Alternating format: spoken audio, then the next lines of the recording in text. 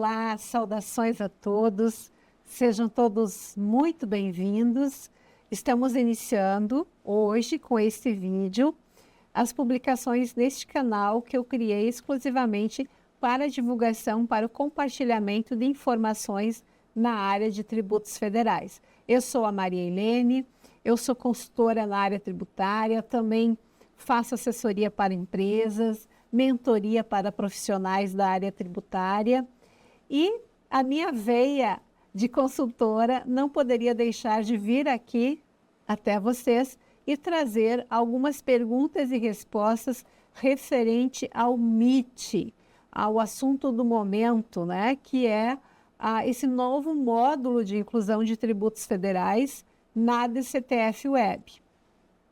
Eu elaborei um material pensando em algumas perguntas assim que me fizeram com maior frequência, porém eu gostaria de combinar com vocês, caso vocês tenham dúvidas acerca deste assunto ou outros assuntos que vocês queiram que a gente venha até aqui para conversar com vocês, vocês deixem nos comentários que eu volto a fazer uma nova gravação.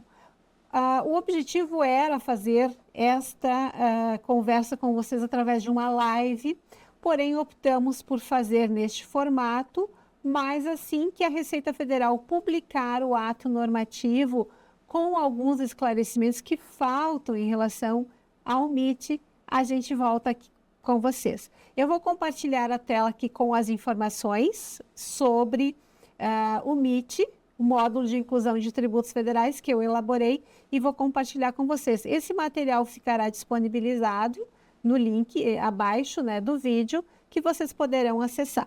Vamos lá, então.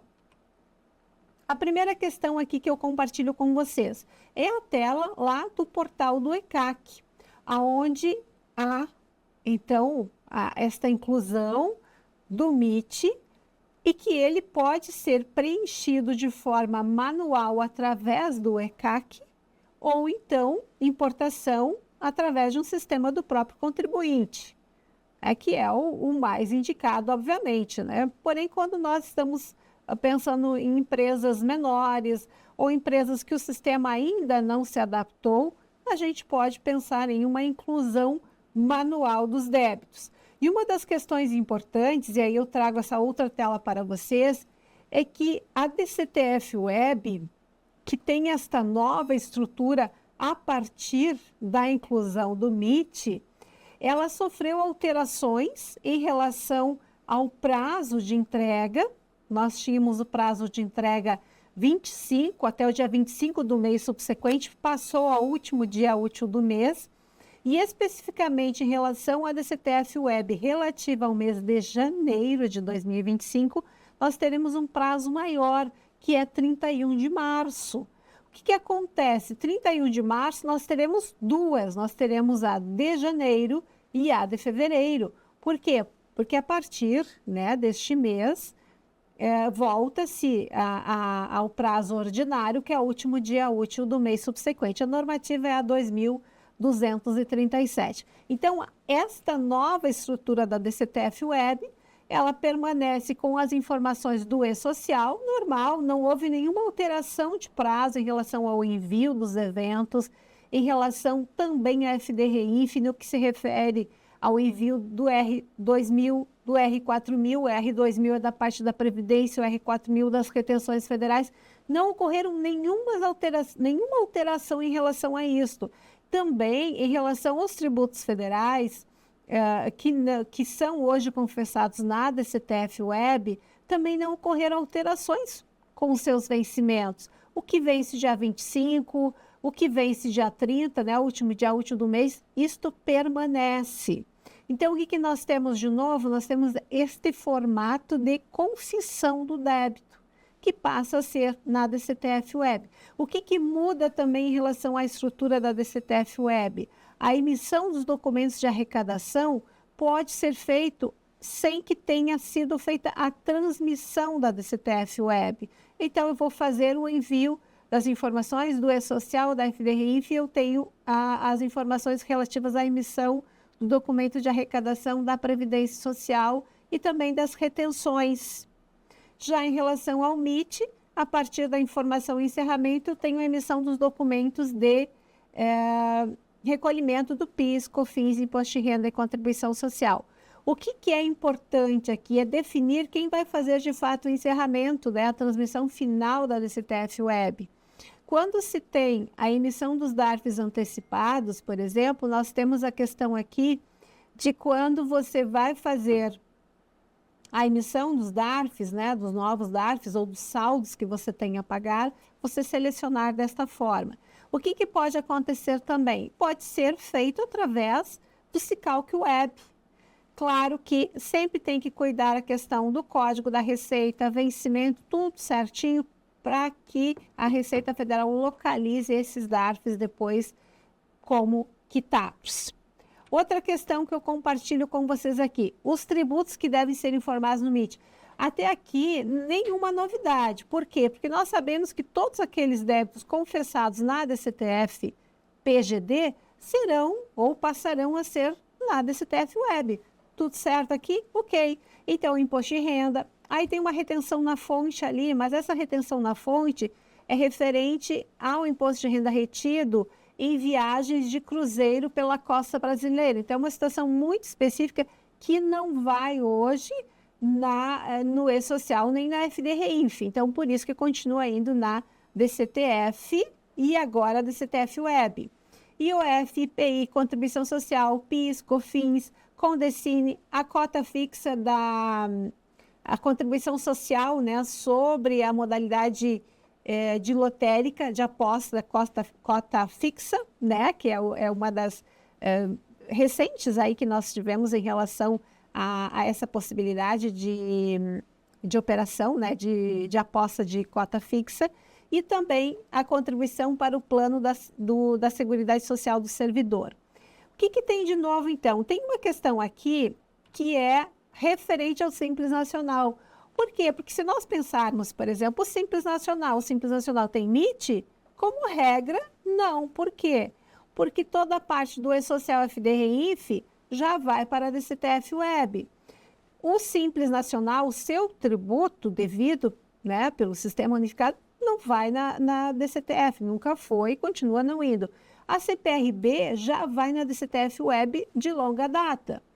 Mas o que chamou a atenção, e por isso que eu trouxe para vocês aqui, no manual da DCTF Web, o último manual, esse que foi publicado em janeiro, ele diz que o Simples Nacional, ele vai fazer o MIT para informar IOF. Quando é que o Simples Nacional poderia ter o IOF?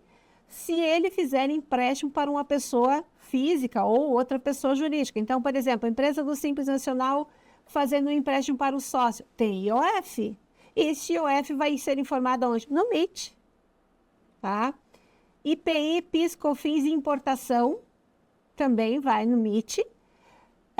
Imposto de renda relativo a ganhos de capital na venda de bens do ativo imobilizado. Aqueles 15% do código 0507 está aqui como informação no MIT. E também o imposto de renda sobre rendimentos ou ganhos líquidos auferidos em aplicações de renda fixa ou variável, aplicações em bolsa de valores. Embora a gente não recomende que o Simples Nacional faça aplicação ou tenha participação societária, mesmo que seja por ações, por conta daquela vedação, lá do artigo 3º da Lei 10, da Lei Complementar 123 de 2006, certo? Mas se tiver ganhos, vai ter que pagar imposto de renda e vai no MIT. CID combustível, CID remessa, Condecine e a contribuição social sobre cota fixa. Mas qual é a principal informação, ou o principal débito que o Simples Nacional pode ter aqui? IOF, que é muito comum, e às vezes faz empréstimo para o sócio, e isso só vai ser verificado lá no final do ano, né? Muitas vezes quando vai fazer o ajuste de distribuição de lucros, de ver o que é prolabore, o que é distribuição de lucros. E aí tem essa questão, vamos fazer um empréstimo, então, porque o lucro ultrapassou o limite, o lucro antecipado. E aí o que acontece? Tem o IOF, vou recolher em atraso, porque o IOF ele é descendial, vou recolher em atraso, mas e a informação no MIT? Faltou. Então, Por isso que eu trouxe para vocês, porque é um ponto de atenção. Que regra geral, vai na DCTF, PGD, vai no MIT. Mas aqui do Simples Nacional, isso aqui não ia na DCTF, PGD. Porque o Simples Nacional só fez DCTF em um período em que ele fazia, que tinha desoneração da folha, e aí confessava na DCTF, anexo 4, e depois, quando nós passamos a ter a DCTF Web, lá em 2021, ainda que foi o último grupo que entrou o Simples Nacional, nós não tivemos mais informação do Simples Nacional. E agora, no MIT, nós teremos. Outra pergunta também que é bem recorrente, como fazer a informação, por exemplo, da compensação dos débitos? Compensei débitos através de Perdecomp. Na DCTF, PGD, nós tínhamos a forma de extinção dos débitos. Aqui na DCTF Web não tem extinção, não existe extinção de débito aqui, não tem informação. Então, se eu faço uma compensação, eu não preciso ir lá fazer a informação que eu compensei. Mas se eu quiser fazer a compensação e informar, eu tenho que ir lá retificar e fazer todo o processo. Não tem essa necessidade, não tem um campo específico para, no momento que você vai fazer a confissão do débito, já fazer a informação da compensação. Então, não tem informação de pagamento, não tem informação de compensação, não tem informação de parcelamento. A única situação diferente que a gente tem, que se mantém da DCTF-PGD, é a suspensão. Então, se você tem uma suspensão de débitos por conta de uma decisão judicial, de uma liminar ou de algum outro procedimento, você vai fazer aí a informação da suspensão, apenas em relação a esta questão. Uma questão diferente também aqui, o quarto trimestre de 2024. O que é a regra da DCTF PGD? Quando a pessoa jurídica do lucro presumido, que é trimestral, ou lucro real trimestral, fizer a divisão em cotas, ela sempre faz a apresentação dos pagamentos no último trimestre, no último mês do trimestre seguinte. Então, por exemplo, quarto trimestre de 2024, quando que ela faz a informação referente ao pagamento das cotas? Ela vai fazer em março. Só que o que acontece? A partir de janeiro mudou a regra, não temos mais DCTF-PGD. No entanto, vai ser aberta uma exceção para que nós tenhamos a DCTF-PGD de março de 2025, sendo entregue até o mês de maio, com as informações dos pagamentos relativos ao quarto trimestre de quem dividiu em cotas. É uma exceção. O que a Receita Federal disse em relação a isso? Ela falou isso em perguntas e respostas, lá do portal da Receita, na pasta específica da DCTF Web. Teremos atos, teremos normativas sobre essa questão, mas é algo que, obviamente, é para frente, porque o prazo é maio, então nós temos um prazo maior. O que acontece? Como nós teremos o imposto de renda da pessoa física, começando no próximo mês de março, mês de abril e mês de maio, então pode ser que fique esquecida essa questão. Então, anotar, ver como um lembrete, porque nós teremos esse diferencial. Mas para quem? Quem é do lucro presumido ou quem é do lucro real trimestral e que adotou o procedimento de dividir em cotas, fez o pagamento em cotas. Outra questão ainda em relação a recolhimentos e aqui lucro presumido. Algumas empresas optam por antecipar, né? Então, trimestre, até eu coloquei um exemplo para vocês aqui. Eu tenho o primeiro trimestre de 2025. Quando que eu tenho que fazer a apuração e a informação? Na DCTF Web de março de 2025, na do último trimestre. Por quê? Porque eu tenho que fechar janeiro, fevereiro e março, soma a receita bruta desses 3 meses, aplico o percentual de presunção, verifico se tem adicional ou não, quando o lucro supera 60 mil no trimestre, e aí eu vou fazer, então, a informação na DCTF Web e vou gerar o documento de arrecadação ou dividir em 3 cotas. Mas algumas empresas elas vão pagando, fecha o mês de janeiro, paga, fecha o mês de fevereiro, paga, e depois em março paga a diferença. Então, eu não vou ter como informar esses valores agora, por exemplo, na de janeiro, se a empresa pagou o mês de janeiro e vai pagar o mês de fevereiro, essas informações elas não irão no MIT. E a geração do documento de arrecadação precisa ser pelo SICALC, não vai ser pela DCTF Web. E aí, quando a empresa vai fazer a informação, porque aí ela tem que fazer a apuração de fato do trimestre acumulado, vai deduzir o que pagou e emitir um DARF da diferença. Esses DARFs que ela pagou, ela vai selecionar a opção de abater pagamentos lá na DCTF Web e vai gerar o DARF da diferença. Então, é uma situação que ocorre, né? Na consultoria, a gente encontrava muitas pessoas que faziam esse tipo de procedimento de antecipar, porque divide em cotas. Se eu divido em cotas, eu tenho na primeira cota o valor original, depois eu tenho juros de 1%, e depois eu tenho juros 1% mais Selic. E aí a pessoa diz, não, eu quero pagar parcelado, mas eu antecipo. Então, tem que ter esse cuidado aí. E a grande pergunta, né? Empresa inativa ou sem movimento, entrega o MIT em janeiro ou não? Eu até fiz um post lá no Instagram sobre essa questão. Por quê? Porque em dezembro, quando saiu a normativa, quando saiu o primeiro manual do MIT com esclarecimentos iniciais, a Receita disse claramente, expressamente, que sim, que o mês de janeiro de 2025 deveria sim ser enviada à DCTF Web através do MIT por empresas inativas.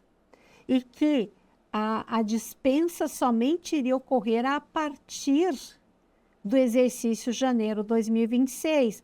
Então, 2025, janeiro, eu iria entregar e a partir daí eu estaria dispensado, eu não teria mais a renovação anual da DCTF sem movimento ou inativa. Porém, a regra da DCTF Web, ela mudou. Lá no início, ela tinha uma regra um pouquinho diferente. Mas a regra hoje da DCTF Web você envia a primeira sem movimento, não é zerada, é sem movimento. Tanto é que se você tiver informação na FDRIF, por exemplo, de distribuição de lucros, você vai ter uma DCTF Web zerada. Não é sem movimento. Sem movimento, ela não tem nenhuma informação no E-Social, nenhuma informação na FDRIF e nenhuma informação no MIT. E a partir de qualquer uma dessas obrigações acessórias enviadas sem qualquer movimento, você consegue gerar uma DCTF Web sem movimento. Quando você gera uma DCTF Web sem movimento, você dispensa a partir daí. O que aconteceu? O grupo 3, no qual as empresas do Simples Nacional fazem parte, também nós temos as entidades sem fins lucrativos, iniciou a obrigatoriedade em outubro de 2021.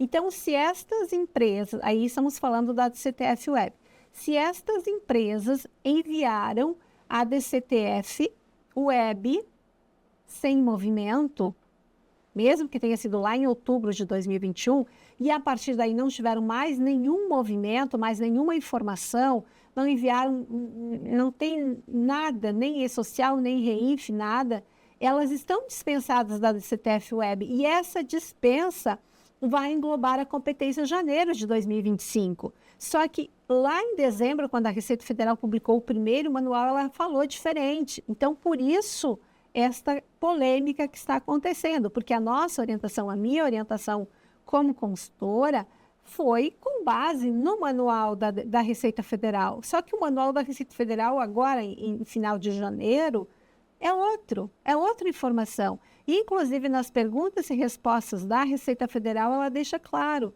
que se já enviou uma DCTF Web inativa não, porque não temos inativa na DCTF Web, nós temos ela sem movimento, está dispensada. Ah, mas eu nunca enviei. Bom, então você está em atraso com a DCTF Web. Mesmo que você envie de janeiro, agora você vai ter a pendência anterior. Então, se eu tiver uma entidade sem fins lucrativos, ela não tinha enviado a DCTF Web de outubro de 2021, vai estar pendente lá no ECAC como falta de declaração. Então, é aquela que eu tenho que enviar. Ah, mas eu posso enviar sem movimento igual a de janeiro de 2025? Pode. Só que o prazo, isso é importante, gente, o prazo é 31 de março. E agora, em fevereiro, nós temos várias declarações, nós temos a DIMOB, nós temos a DIMED, nós temos a DIRF. Então, priorizem essas outras obrigações que têm prazo até o dia 28, e a DCTF Web, das entidades sem fins lucrativos, das inativas, deixa para depois, né? Porque vai sair uma normativa, isso vai estar expresso na normativa. Então, na dúvida, mas eu quero enviar, ok, envia. Só que a gente tem prazo ainda, e isto vai estar melhor esclarecido em uma normativa. Mas só para trazer para vocês, e eu coloquei aqui novamente nessas perguntas e respostas, porque exatamente era o entendimento da Receita Federal diferente, que deveria ser enviado, tá? Mas eu quero enviar, e como é que eu faço? Porque quando era inativo, eu não precisava de certificado. E aí, o manual do MIT, o último manual, ele diz o seguinte, que a DCTF sem movimento, originada do MIT, pode ser transmitida com a conta GovBR, prata ou ouro, do responsável pelo CNPJ perante a Receita Federal. E aí, o que este responsável vai fazer? Ele vai acessar, vai fazer a alteração do titular. Quando você entra com a conta GovBR no ECAC, ele abre na parte superior direito a informação titular, perfil, né? Alterar perfil.